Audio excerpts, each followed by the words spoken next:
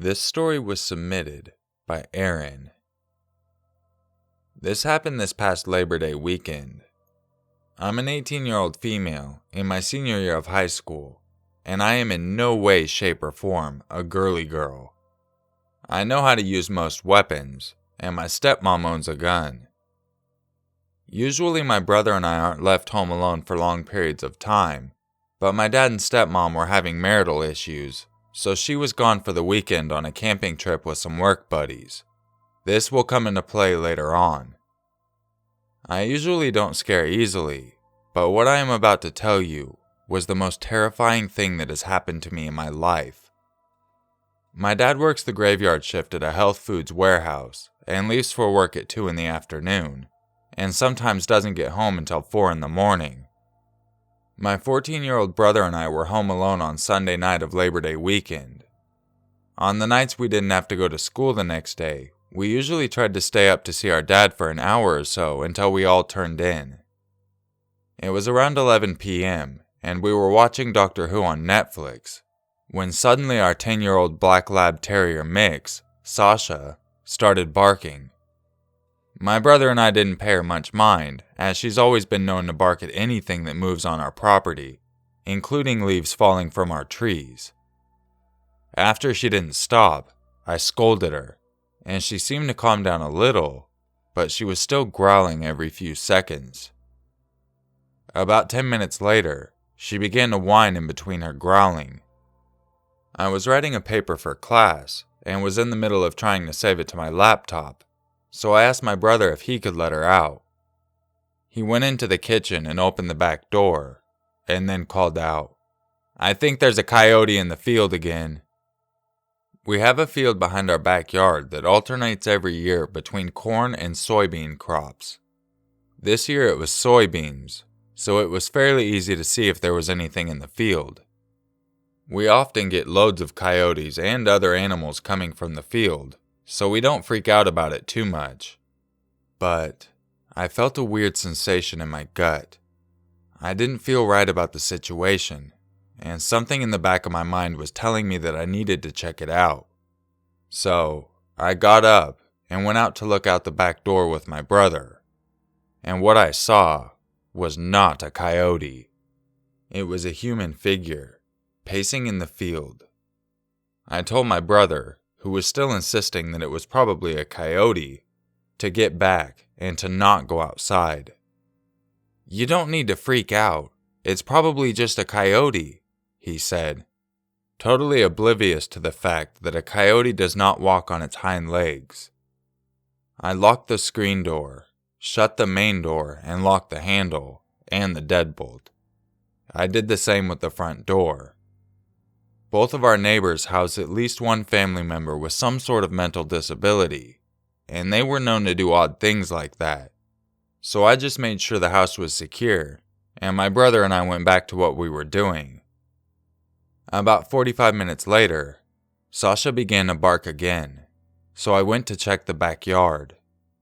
The figure was closer this time, and he was staring straight at our house. I texted my dad, asking what time he thought he'd be home. I was praying that I would catch him on his break, as his employers did not permit the employees to have their mobile phones in the warehouse. I began to text my boyfriend, who was out of town visiting family, and he asked me to keep him posted on the situation. I got a reply from my dad about 15 minutes after I texted him. He said that it was a busier night, and that the earliest he would be getting home would be about 1:30 in the morning. I explained the situation to him, and he told me to text my uncle, and that he would be home as soon as he could. Now, before I continue, I've got to give you some details on my uncle. My uncle is a retired Army veteran, and he was the leader of a top-notch military police group that toured all over the world, and he doesn't kid around when it comes to the safety of his family. So, I texted my uncle, and he replied back a couple of minutes later that he would be there soon, seeing as he lived only 10 minutes away. My phone, being the oh-so-convenient piece of crap that it is, died a few minutes after that. My dad was borrowing my charger at the time, as his was broken, and had taken it to work with him, and we have no home phone, and my brother's phone had been temporarily deactivated as a form of punishment. After my phone died, Sasha went ballistic, barking and snarling at the front door. Suddenly, the door handle of the front door began to jiggle slowly. I jumped into action, telling my brother to go hide in the closet of my bedroom. Out of habit, I went to where my stepmom kept the gun, but then remembered that it wasn't there, as she had taken it with her on our camping trip. Frantically, I began to look for another form of a weapon. In a moment of pure, brilliant panic, I seized a steak knife from the kitchen and proceeded to tape it to an iron poker that we kept by the fireplace. The jiggling at the handle intensified, and Sasha began jumping at the door, still barking ferociously. Mustering up all the courage that I could, I yelled, "The police are on their way, so you'd better clear off.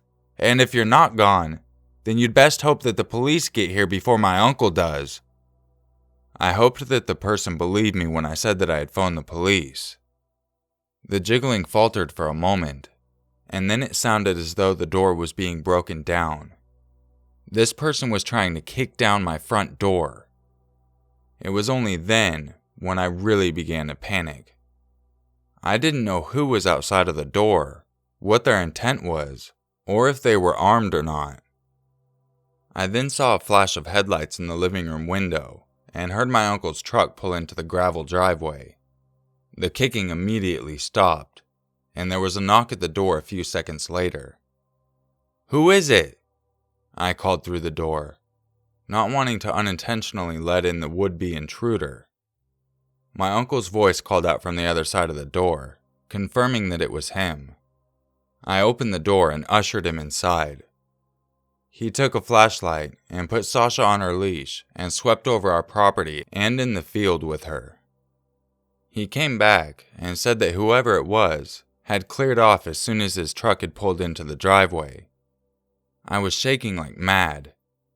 My uncle made me a strong cup of tea and sat with me and my brother until my dad got home about half an hour later. The next morning, my dad and I looked at the front door. There were shoe prints and scuff marks all over the bottom half of the door. The paint was peeling in some places as well. Our neighbor then came over and asked if we had any troubles the night previous. When we explained to her what happened, she began to apologize profusely. She then explained that her brother, who had a mental disability, had gotten out the night previous and was wandering the neighborhood, trying to break into multiple houses. She didn't know that he was out in the neighborhood until the police phoned her to tell her that they had her brother in custody. She gave us money to repaint the front door and apologized again. I haven't seen her brother since then. I saw her a couple of weeks later, and she said that she had to put him in a mental institution as he was becoming too much for her to handle. I felt bad for both her and her brother, but I was relieved at the same time. That night was the most scared I have ever been in my entire life. We now have a home phone, and I am looking into having my uncle assist me in purchasing a revolver and acquiring a permit.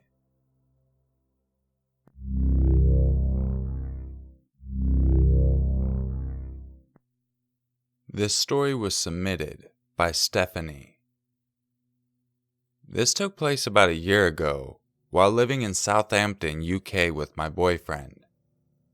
I remember it being on a cold winter night, and I had just had a pretty bad fight with my boyfriend. One thing about my boyfriend, you cannot reason with him while he's flustered.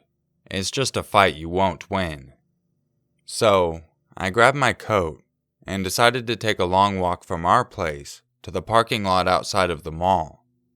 I know it's a weird spot to go, but it overlooks the city due to it being on a hill, and I always found it calming. After about 20 minutes of standing by the barrier of the lot, I thought enough time had passed to at least try and talk with him. I picked up my things and headed down the hill and through the city part. For a quick side note, I'm female, and at the time I was 18. I also lived in the center of Southampton at the time, meaning every night was a party in this town. Bars were always blowing up, nightclubs blaring their music all night, and drunks everywhere. So I was used to the hustle and bustle of this place, especially this being 11 p.m. on a Saturday night. So, back to the story. I was on my way back, cutting through the busier part of the town to prevent anything weird from happening, with me being a very paranoid person. I remember passing a gentleman's club, when I thought I could feel this weird pressure on the back of me. You know, the pressure of someone's eyes being locked on you. I turned around, and sure enough, there was someone walking behind me. Again, with this being a very busy town, I brushed it off instantly and kept on going. What could he do with all of these people watching? He'd be a fucking fool.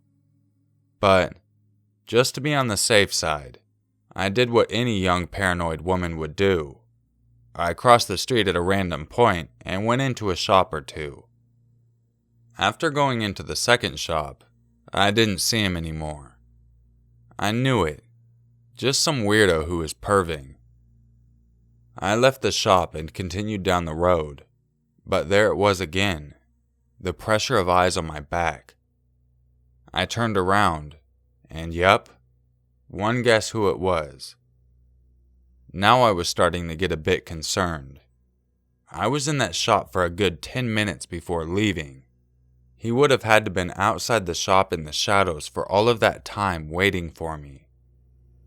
I got off the streets and cut through a very well-lit park, with, of course, him at my heels. I dug through my purse and grabbed my keys. One, because my apartment building's entrance was right off of the street and made for a good escape, and two, to hug between my fingers in case anything got bad. A traffic light, with a bunch of taxis driving by, forced me to stop at the corner and wait. I didn't even dare look behind me, because now, not only did I feel his eyes on me, but I felt his warm and somewhat smelly breath flowing down my neck. I gripped my keys even tighter, and I guess pretended that he wasn't even there. Stupid, I know, but I wasn't used to engagements like this, due to growing up in the suburbs. I saw the light turn green and went to walk across. But just as I took a step off the corner, I felt him grab my arm. I just froze and held my breath. I didn't know what to do. He had grabbed the arm with my keys in it, so that means the defense was gone. But I was also a tad embarrassed to make a scene, so I didn't make a visible struggle. But that sure as hell didn't mean I didn't. I planted my feet firmly on the ground and cocked my knees to prevent myself from going anywhere with a yank of his arm. I had a 6'7" giant for a boyfriend and a 6'4" brother, so I was used to wrestling and standing my ground with huge guys. I could hear him grunting, trying to pull me forward, but I think he also was not trying to make a scene, because he sure as hell didn't try that hard to make me go with him. Or at least it felt like so. "Come on, sweetheart," I could hear him say. "The hotel is just down the road. I know you think it's that way, but I can assure you, it's this way." As he tugs on my arm, making it look like we were a disputing couple. I turned to him and said, "No, I think it's this way," as I tugged in the direction of my house. He narrowed his eyes and tightened his grip so much that I could feel it pinching. He wasn't concerned with social appearances now. I could feel him preparing to tug hard, when by a stroke of luck, a cop car happened to be rolling by. I guess it spooked him, for he let go of me instantly, and just posed like a normal guy on the road, and I use the word normal loosely. The cop car parked opposite of us, so I felt safe enough to cross.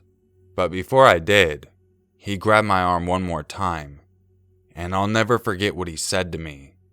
He growled, You have no idea how lucky you were tonight, you smug bitch. And with that, he left. I guess I was on an adrenaline rush, because I didn't cry out of fear until I got into my building. I went back to my boyfriend and told him what happened. He was going to apologize anyway, but hearing that made him hug me tightly. After that, I never go outside at night without an escort.